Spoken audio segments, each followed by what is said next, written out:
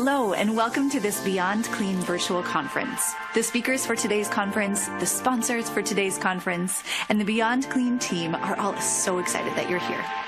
If this is your first time joining us for a Beyond Clean virtual event, I want to call your attention to a couple of event functions. All of the windows on your event screen are movable. You can shrink them, you can enlarge them, you can move them, whatever you need to do to create the event feel that works best for you. In the upper right corner is a resources tool. Download conference sponsor information and the resources and links that your speakers have provided for you. On the bottom left, you will see a Q&A or question and answer tool. Any questions that you have for the speaker during each session can be submitted to them using this feature. Our speakers today will bring you a wealth of knowledge, and all of their information can be found in the speaker bio tool on the right side of your screen. Along the bottom are the icons for each of the windows as well. Clicking these will minimize and maximize each window. This will be an action-packed conference, and there will be 15-minute breaks between each of the sessions. So feel free to grab a snack, check on the dogs or the kids, assemble a tray, do some jumping jacks, whatever you need to do before joining us again.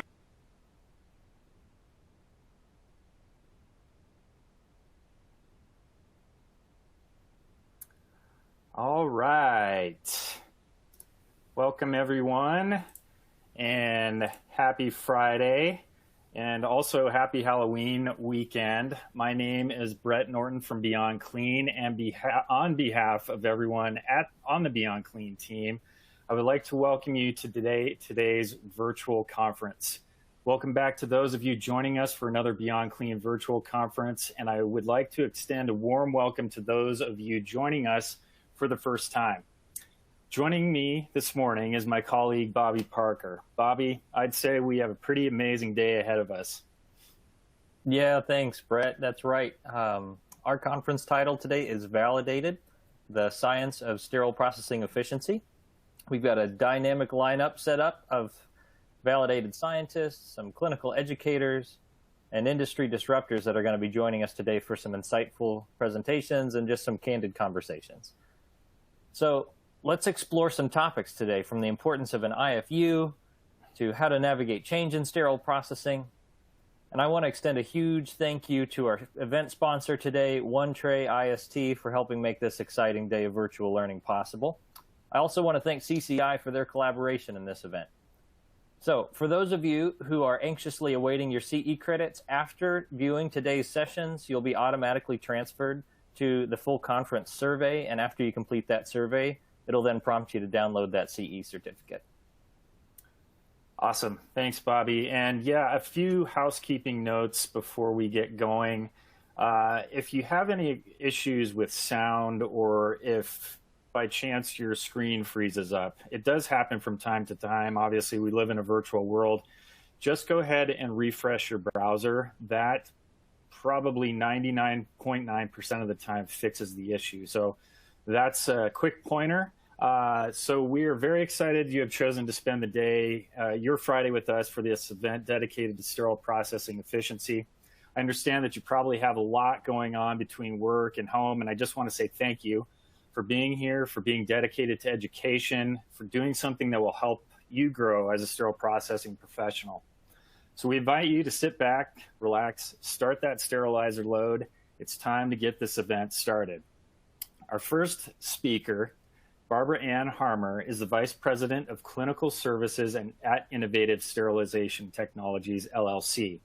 She is also the founder and president of Medisys Consultants Incorporated, a highly respected and experienced consulting company for over 32 years.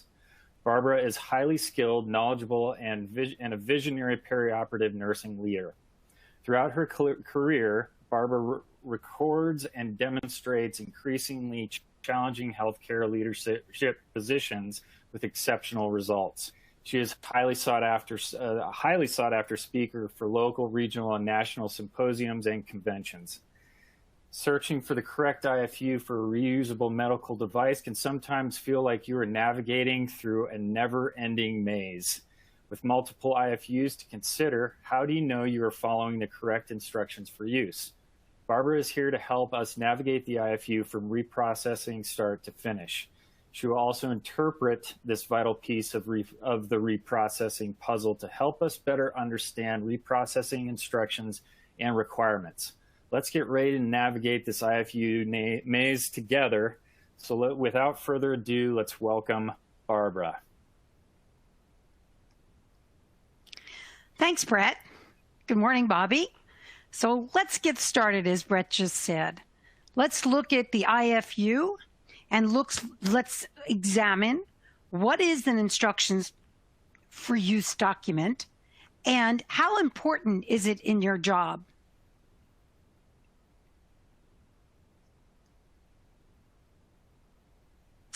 I have disclosed that I don't have a financial interest related to this presentation, and also that I will not be discussing unlabeled use of approved products and or investigational use of commercial products that are not yet approved by the U.S. Food and Drug Administration for any purpose. So our objectives today are to get through all three of these and more, but we're going to look at discussing the risks associated with the lack of current IFUs for staff reference. Very important. We're going to look at listing the three classes defined by the FDA to classify the medical devices. And we're going to describe the attributes needed for an original equipment manufacturer to develop a user-friendly IFU. So what is an IFU? An IFU, instructions for use. Amy defines it very aptly, quite frankly, in the current version of ST79, 2017 on page 7. It is the written recommendations provided by the manufacturer that provide instructions for the operation and safe and effective use of its device. Very important to understand what we're dealing with. So the next few slides are actually going to be examining how an IFU gets developed and what goes into it. So let's start first by looking at the medical device regulatory pathway. Medical devices from ideation to post-launch assessment are regulated in the United States by the U.S. Food and Drug Administration under the Medical Device Regulation Act of 1976 and subsequent amendments to the Federal Food, Drug, and Cosmetics Act of 1938. The FDA's medical device regulatory pathways for pre-market review, clearance, and approval are based on three classifications which indicate the degree of regulatory control necessary to ensure a device's safety and effectiveness. So let's start with Class 1. These include low-risk devices such as most handheld surgical instruments and ultrasonic cleaners, for example. These items are subject to general controls, which include registration and device listing, medical device reporting, and quality system regulation and labeling. Most Class 1 devices are exempt from a pre-market notification approval. Class 2. These devices are considered to pose potential risks great enough to warrant a higher level or an intermediate risk of regulation. Class 2 devices include most types of sterilization equipment and biological and chemical indicators. Manufacturers are required to submit a 510K before they can sell these products. Class 2 devices are usually subject to performance standards, post-market surveillance studies, and specific guidelines or special labeling.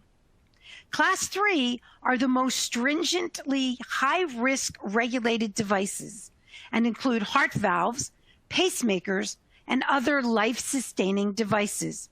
Manufacturers of new Class 3 devices must obtain a pre-market approval from the FDA to demonstrate product safety and efficacy. Just want to make you familiar, because you'll run into both of these terms And so let's talk a second about current good manufacturing practice. Manufacturers must establish and follow quality systems to help ensure that their products consistently meet applicable requirements and specifications. The quality systems for FDA-regulated products, whether it be food, drugs, biologics, and devices, are known as current good manufacturing practices. Unique device identifiers are relatively new, and they are usually referred aptly by their acronym, a UDI. The FDA established the Unique Device Identification System to adequately identify medical devices sold in the United States from manufacturing through distribution to patient use. The UDI rule requires device labelers, typically the manufacturer, to include a unique device identifier on device labels and packages, except where the rule provides for an exception or alternative. If a device is intended for more than one use and intended to be reprocessed before each use, the device labeler must also mark the UDI directly on the device.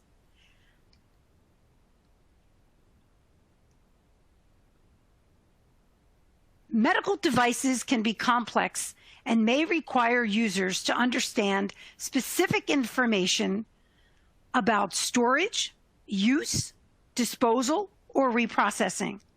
Manufacturers rely on instructional materials to convey important information supporting safe and effective product use.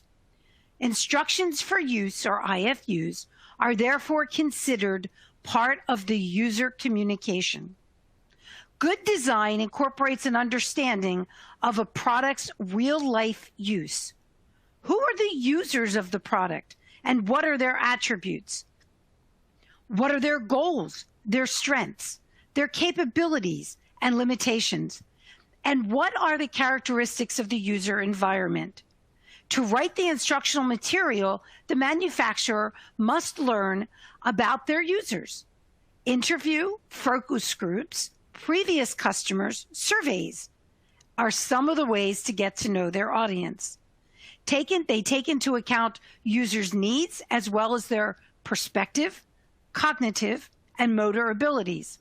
Instructional materials may rely on the user's perceptual abilities, such as visual acuity, color sensitivity, cognitive abilities, such as literacy, the ability to focus, working memory, symbol comprehension, and motor abilities, such as grasping and possibly unfolding. It's also important to consider what users already know, be it from similar non-medical devices or other products in the targeted therapy area, and how this would impact their use of the proposed product. Instructional material design also should be mindful of the user's environment. Will their environment be bright, dim, dirty, damp, cold, hot, dusty, or drafty? Will the instructions be held close to the face, at arm's length, on a nearby surface, or on a distant surface? Will the instructions be accessed in advance of use or at the point of use? All of these composite items are very important as a manufacturer starts to develop their IFU.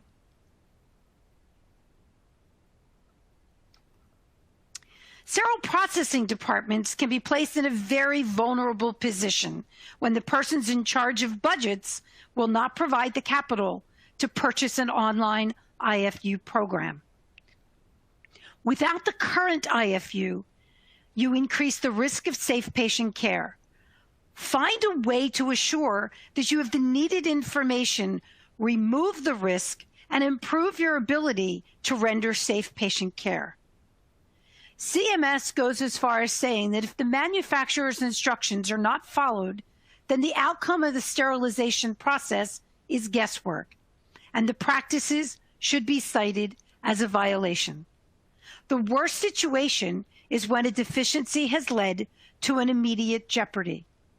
Immediate jeopardy represents a situation in which an entity non-compliance has placed the health and safety of recipients in its care at risk for serious injury, serious harm, serious impairment, or death. These situations must be accurately identified by surveyors, thoroughly investigated, and resolved by the entity as quickly as possible. In addition, non-compliance cited at an IJ is the most serious deficiency and carries the most serious sanctions for providers, suppliers, or laboratories. An immediate jeopardy situation is one that is clearly identifiable due to the severity of its harm or likelihood for serious harm and the immediate need for it to be corrected to avoid further or future serious harm.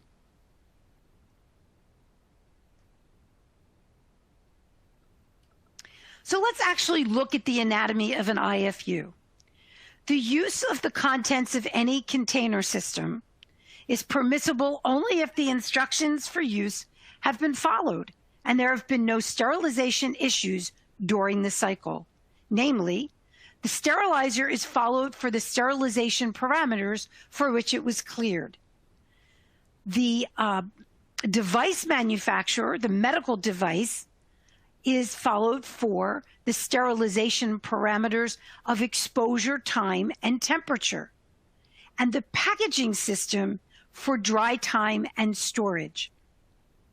It's very interesting that most users do not understand that the FDA only requires a manufacturer of a medical device who is trying to obtain clearance for its device, that it only needs to prepare and to present it to the FDA in one type of packaging system. When you look at an IFU and it gives you the sterilization time and temperature, and then it gives you a dry time, most surveyors and inspectors are neglected the fact that they think that the dry time has come from the medical device, but not so. The dry time has originated from the packaging system or the sterile barrier system in the verbiage that the FDA uses to present it. And so most IFUs do not tell you where the dry time comes from and the specific packaging system that was used when it was taken, when the medical device was taken for clearance. How users can go about preparing information is by doing user verification. Validation is done by manufacturers, but user verification is done in the field, in the facilities where users are real life using the products. User verification and the explanation of product families can be found in AAMI ST79, 2017 version, 13.9.2 to 13.9.4.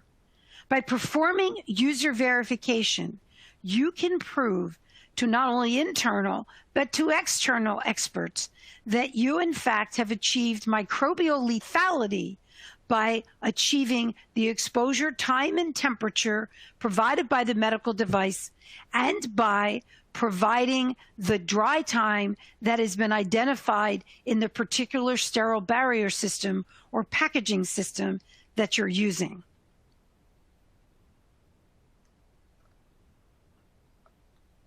So the actual maze that I referred to on the first opening intro slide, that users should develop robust policies and procedures utilizing recognized industry guidelines for the various reprocessing activities for reusable devices.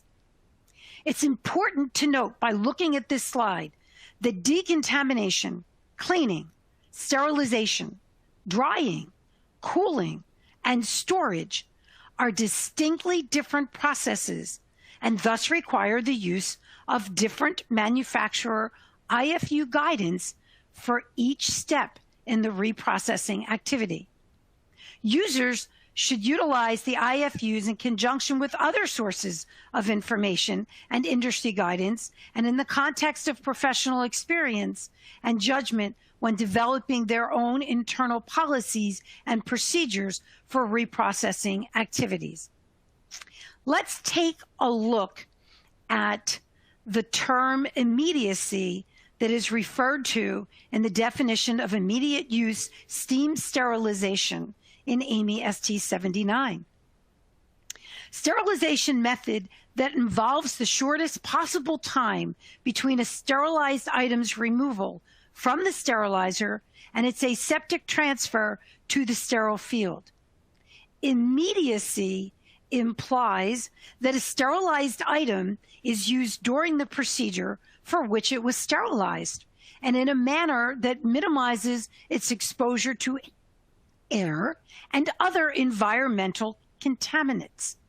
A sterilized item intended for immediate use is not stored for future use nor held from one case to another.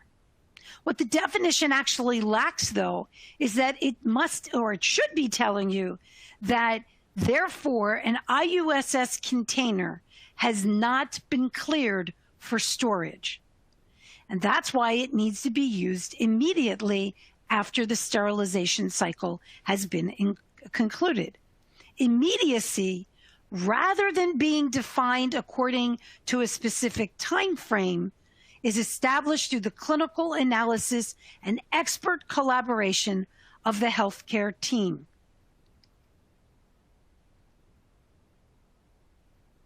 So what I'd like to do for the next couple slides is go through an actual example of an IFU. This IFU is taken from a current item that is in the marketplace. It's for a phacoemulsification handpiece. Before we even get to the directions for use, this vendor makes it known what not to do. Very important. So the first thing that really interests me, having been a user of this product for many years, is that there's a caution statement. And that caution statement says that U.S. federal law restricts the device to sale, to be by or on the use of a physician. So let me pose a very interesting question. How many organizations have a written order from a physician to purchase a particular instrument? So that's a very interesting statement that's made in this IFU. It's very easy to bypass it because most people skim an IFU and do not read it in its entirety. I'm going to discuss that in a few slides from here. What it tells you to do, and some of this is so common sense, but it would be amazing to hear some of the crazy stories where people have decided what to do with a certain product. So for example, in this one, it says, hook this phacoemulsification handpiece up to the appropriate piece of equipment. Seems like a no-brainer, right? Not necessarily. How about do not use if damaged? So an interesting piece in this one also says to clean it over a cushioned surface. I can share with you from over 2 decades of surveying that I have seen this particular device be held in the air, be held over the floor, be held over a countertop, be held over other instrumentation. But the fact of the matter is it's very easy as you're cleaning it to drop it and to injure it. So make sure you're holding it over a cushioned surface. Make sure that the connector is dry before connecting to the console. Do not use an ultrasonic on the handpiece. Now, many individuals that work in centers that perform ophthalmology procedures love to put things in an ultrasonic. This tells you very clearly on page 1, do not put this in an ultrasonic. It also tells you that after you've autoclaved the handpiece, never immerse it in liquid after autoclaving. Many people will do that also by putting it in the on the back table in a procedure into a basin to get it cooled off, because it's usually hot when it's delivered to the field. That's why you'll see in best practices where individuals will take a damp towel and wrap it around it, but again, not immersing it in any kind of liquid after autoclaving. Allow the handpiece to dry for at least 15 minutes. This is really hard to do because these handles are very expensive, and I don't know of very many facilities that have excess handpieces in order to switch them out between cases. So the other thing is that there could be inadvertent touching of this tip with a second instrument, and you could actually have metal particles be released and found when you're looking under the microscope. And last but not least, on the bottom of this page, it tells you that if you've had a case with CJD, that the handpiece should be destroyed or possibly processed according to local requirements. And so the difference is because this handpiece is sold internationally, so that's why there is a choice. But your policies should reflect how, in fact, you are going to handle it if it's been exposed to mad cow disease or CJD. Continuing with this directions for use, with this IFU example, on the next page it tells you that the use of enzymatic cleaners, detergents, or disinfectant solutions, the company is not recommending, but there is the permittance up to a pH of 11.3. So if used, these solutions must be rinsed or neutralized immediately after cleaning or processing. So again, there is the recommendation, not the adherence that you should never use it. That is going to be an organizational decision. There is the option there.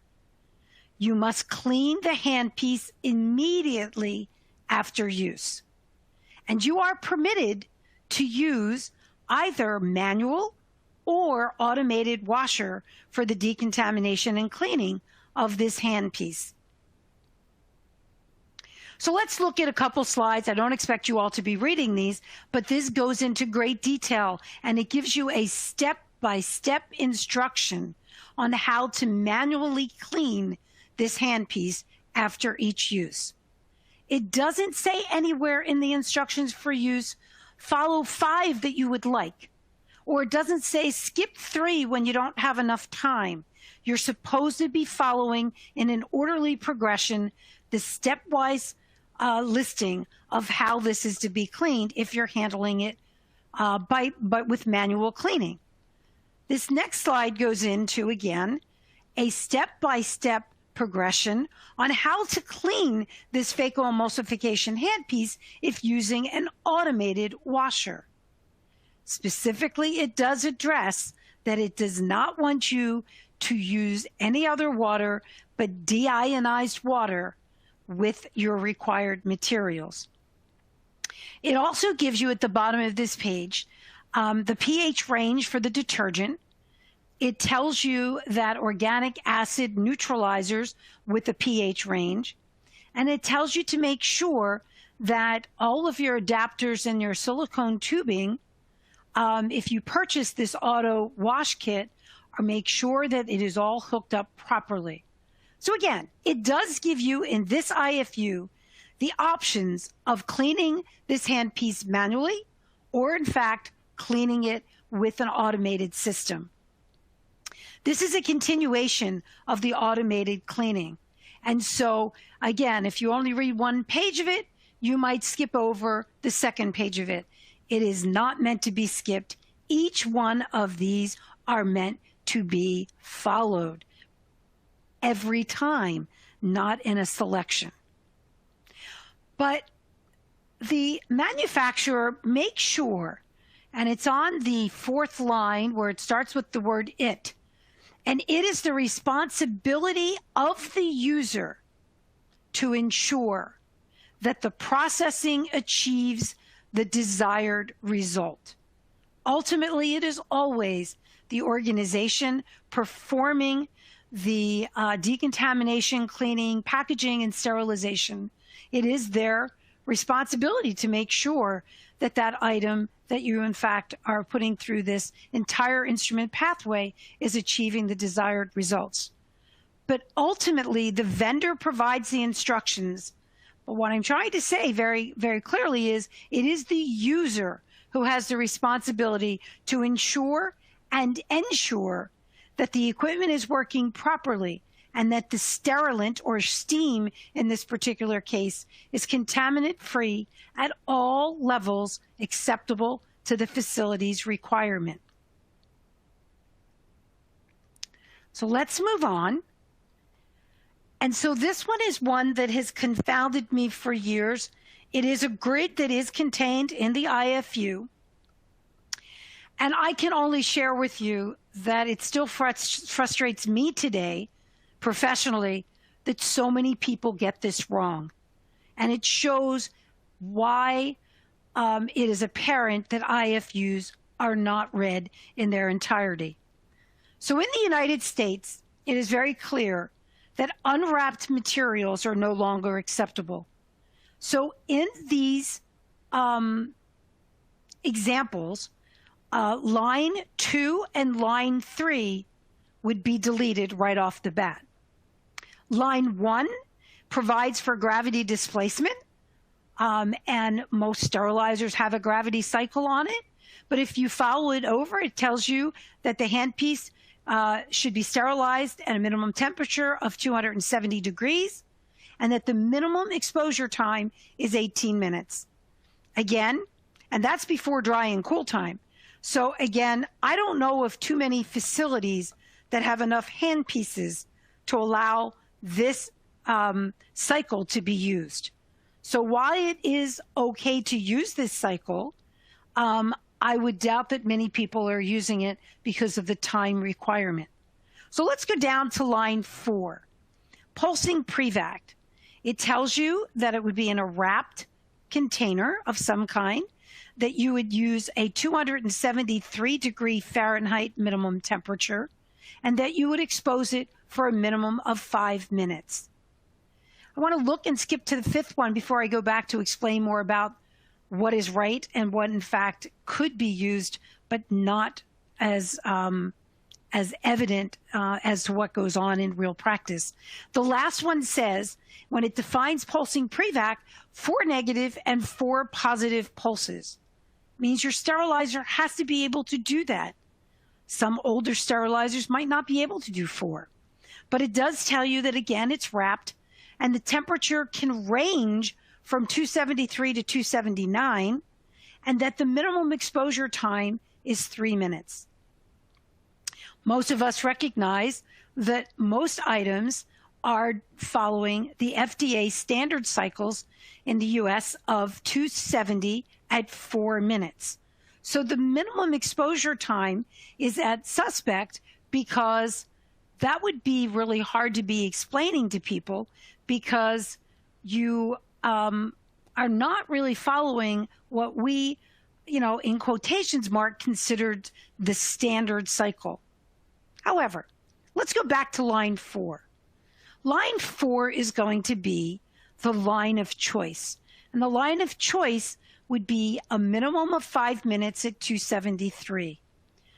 I cannot tell you, but I'm sure in my professional career, there have been over 100 facilities, over 100 that I've been to, that sterilize this handpiece at 4 minutes at 270 degrees.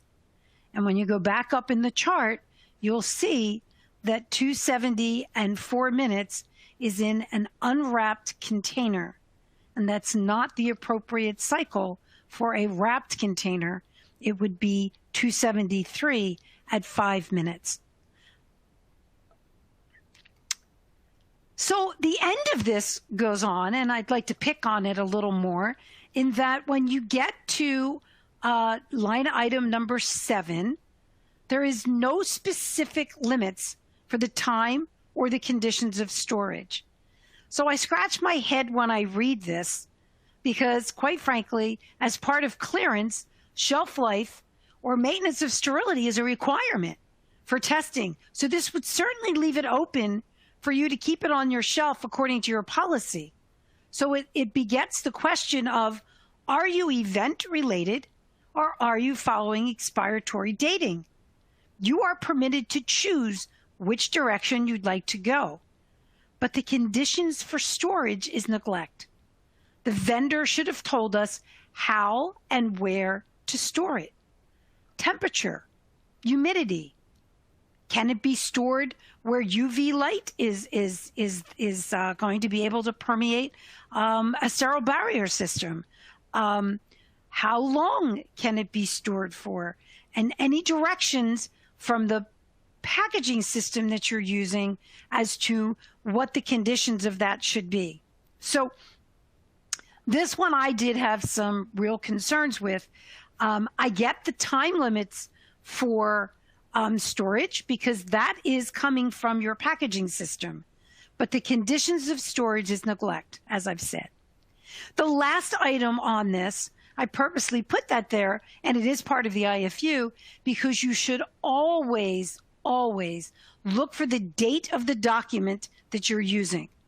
If you can't find it, call the company and ask them to email you their latest IFU.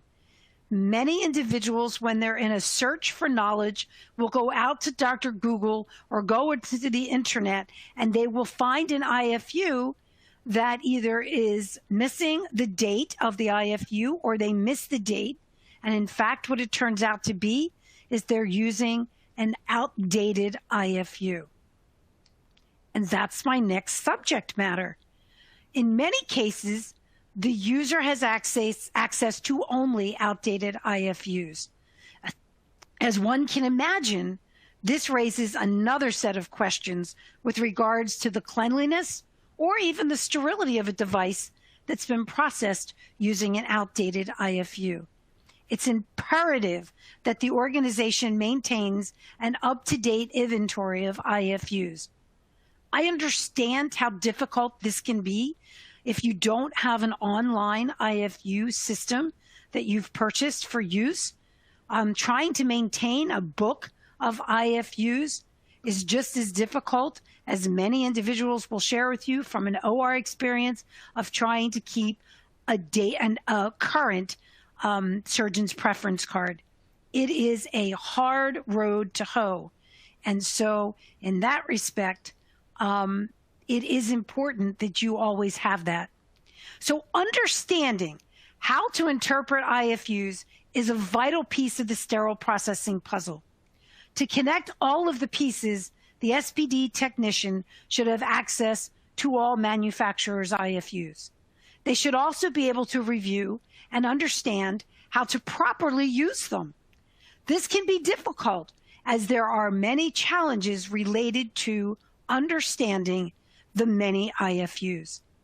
Many organizations, as I've said, have no access to computerized tracking systems or online access to IFUs.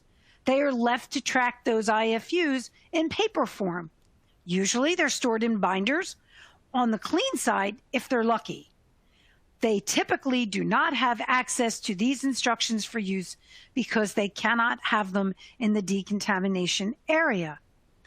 Figure out a process in your home facility that will work, that individuals on the decontamination side will have as much access as to those on the clean side. You can review IFUs from 100 different manufacturers, and you will find 100 different designs. This makes it very difficult for SPD professionals to quickly reference the specific information that they're looking for. IFUs are often extremely complicated and filled with scientific jargon. This makes it also very difficult for the average SPD technician to interpret.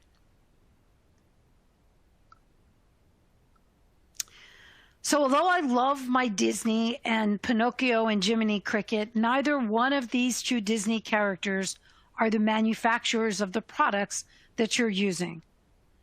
No one knows the facts better than the original equipment manufacturer. It's my personal opinion to forget about phone consult lines, blogs, or even ask a question sites. You have no idea who is answering your questions. But many, I can tell you, feel very comfortable being anonymous and hiding behind a keyboard or a telephone. So let me pose a question to you. If you've saved and saved and finally can afford a luxury car, or you can put whatever item it is that you've saved for so long that you can finally have enough finances to afford it. But let's, for the sake of the example, let's take a Mercedes. And all of a sudden you start having issues with your Mercedes. Do you call the local Subaru dealership? Of course not. You're going to go to the source. So my question that I'd like to pose, and if you remember anything from this presentation, why would you not do the same when you're tasked to provide safe patient care? Please go back to the manufacturer who's not only responsible, but knows the product the best. Having surveyed for just shy of 25 years, it's not unusual for users to state that they have not read the IFU. I've seen it many times during my professional career. They cannot recall having ever even seen the IFU, and they don't know where the IFU is kept. Discussion about who did or who did not read the IFU may occur subsequent to an adverse event that is directly related to information in the IFU that, if known and followed, might have prevented or mitigated the event. If the event becomes the subject of a claim or litigation, both the plaintiff and the manufacturer will be happy to point out that the user had not read the IFU. The manufacturer would also find some protection against any claim of inadequate warnings, since it could be argued that if the IFU is not read, then it cannot matter what it did or did not say. Absolving one potential defendant tends to shift the blame and cost to the remaining defendants. IFUs are not routinely read. IFUs, as I said, are often too long and too complicated that in-service or peer training obviated the need to read the manual, and that a short, possibly locally produced cheat sheet replaced having to read the complete IFU. Some device manufacturers provide quick instructions, sometimes directly on device labels, but these cannot be considered to replace the full IFU. Beyond the scope of any written material, the adequacy of in-services is generally open to substantial discussion, especially when they are squeezed into shift schedules and are expected to be brief.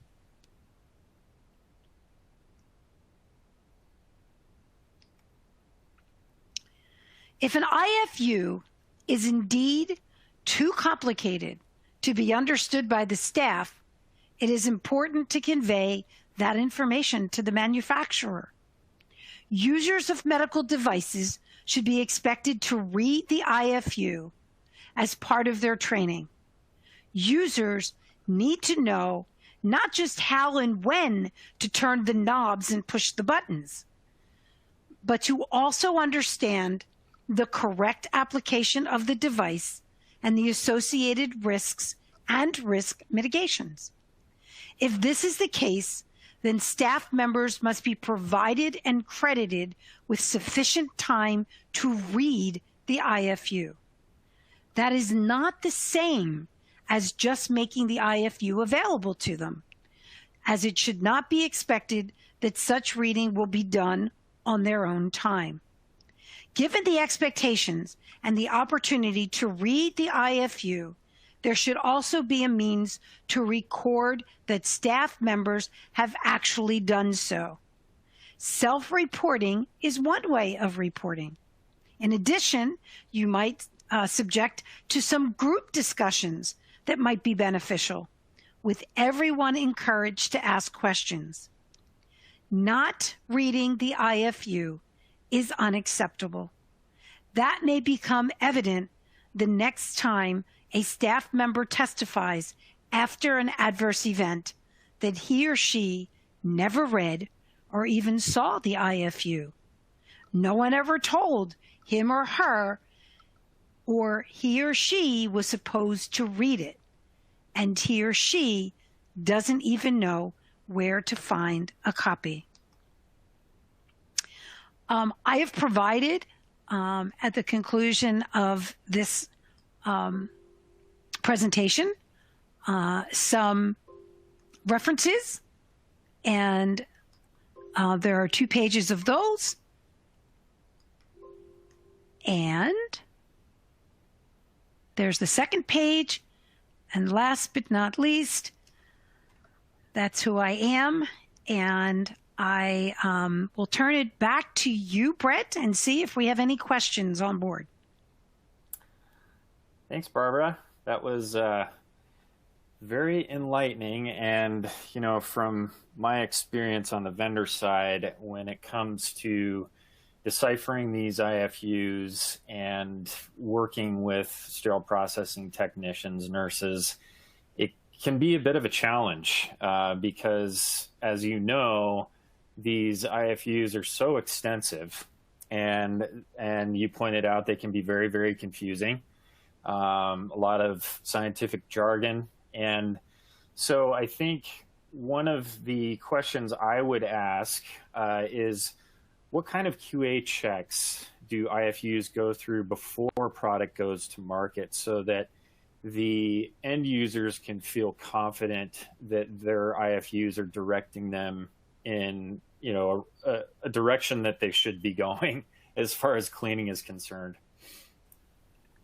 I think that's very important. And for many years, I participated in a nursing group that a manufacturer would bring the new products. Of course, we'd have non-disclosure agreements signed and executed, but they would bring their new products that they were bringing to market.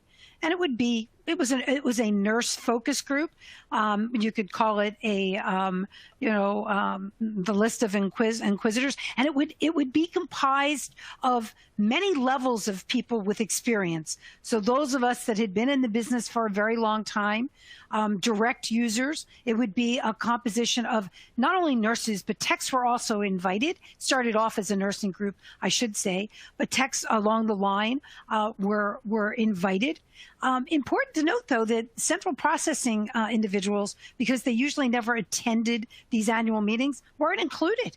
And so it really was left to the individuals that happened to be at the meeting who could attend it, that would be able to provide that basis of understanding.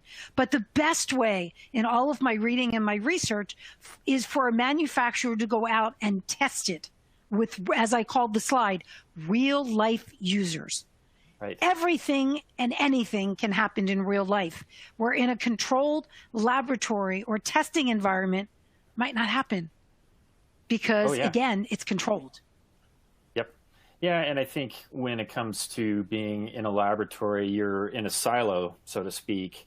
You don't know the clinical conditions that SPD techs are facing and the volume that's coming through, the number of instruments that they're dealing with. And I really think that is an important piece of that puzzle because, from one instrument to the next, from one scissor, from one forceps, I mean, they could be the same, but from a different manufacturer and have totally different IFUs.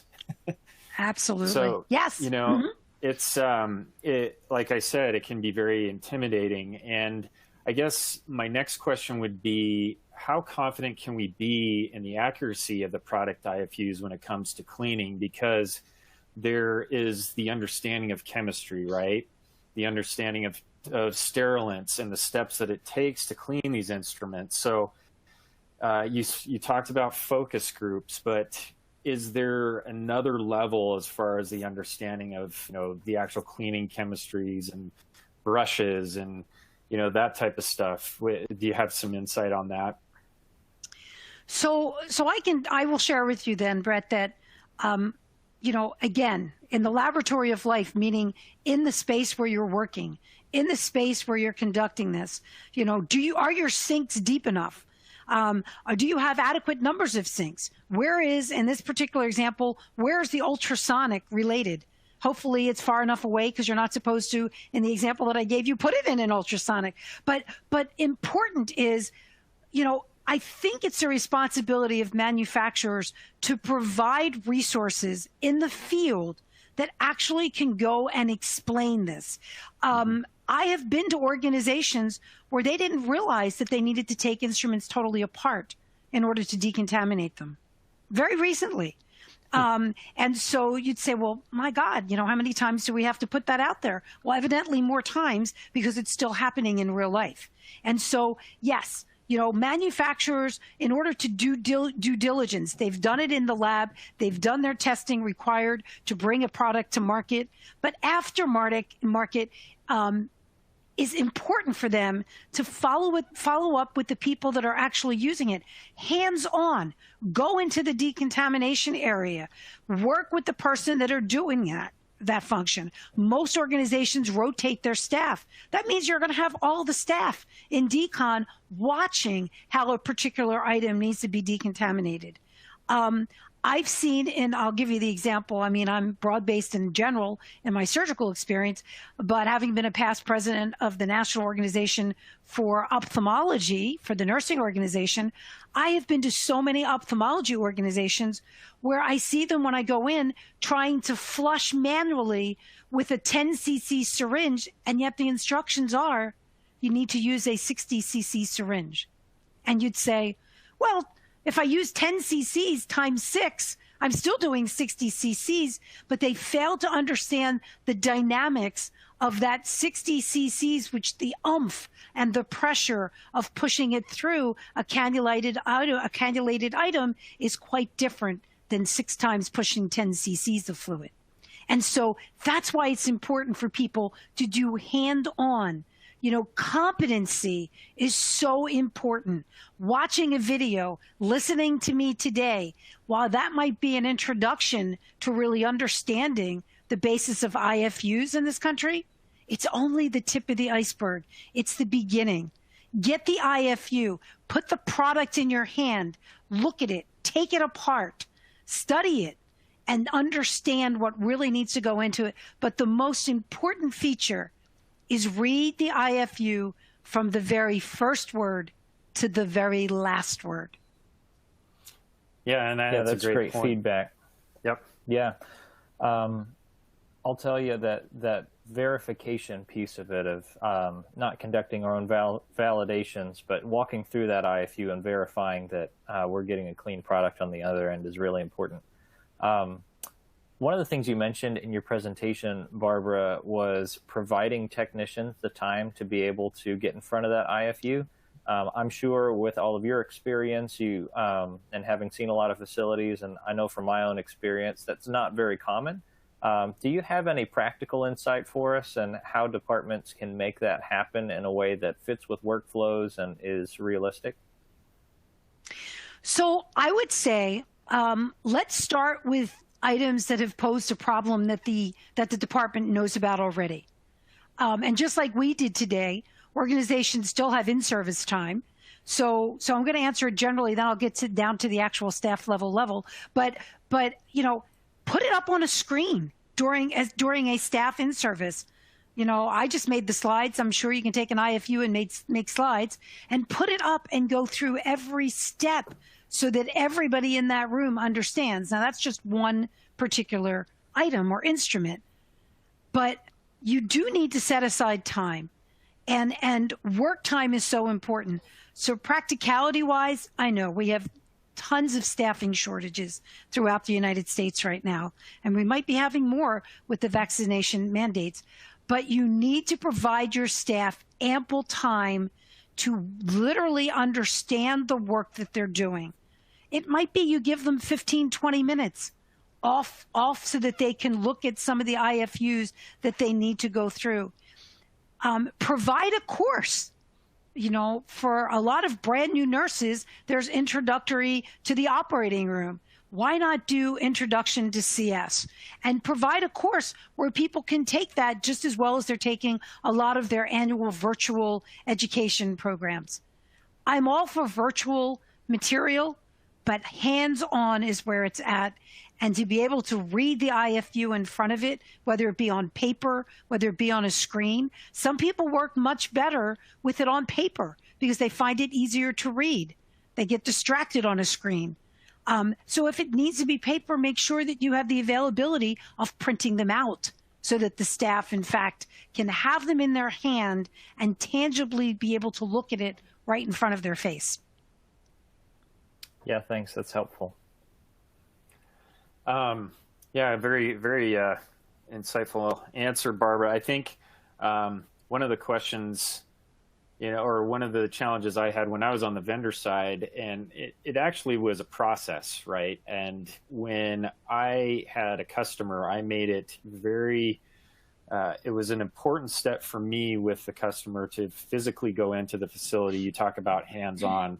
And I was on the chemical side, and you look at the back end of the bottle, it's just this small print. You almost need a microscope for it, right? It's not the easiest to read. And so, there's steps, there's temperature, there's everything. And so really what my emphasis was going through the step-by-step on how to use the product and what conditions to expect, and how to, anticipate, something that may not be, commonplace in every day. So that was something that I really emphasized, and it helped the hospitals, have to just kind of put that IFU aside and say, okay, I think I understand how to use this product because of the hands-on aspect.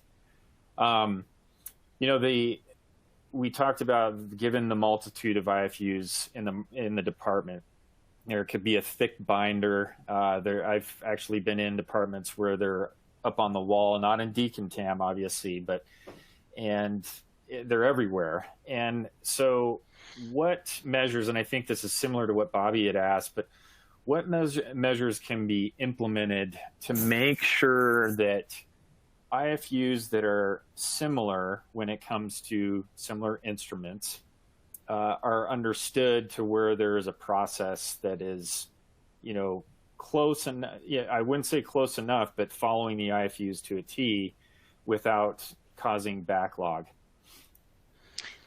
So for those organizations that either have chosen or have not been permitted to buy IFUs online, and they have a manual and they have these big binders, I think, in just my opinion and what I've seen out in the field, I personally like the binders that are set up by specialty. Because if you're working on a particular tray and the tray is an ortho major 1, let's say, it's so easy to go and find those instruments under the orthopedic tab in this giant binder rather than paging through and trying to find it by a manufacturer's name. And I just thought that, again, what you're working on. You have your tray list, whether it be, again, manually or whether it be an automated instrument tracking system, but you have your tray. Ideally, it would be great. Maybe I'm giving somebody their next $1 million idea, but to be able to take a current IFU and put it and marry it with an instrument processing program, that would be ideal. Wouldn't that be exciting? They don't even have to leave where they're working. But that hasn't been done to the best of my understanding yet. So if somebody wants to do that, give me a call.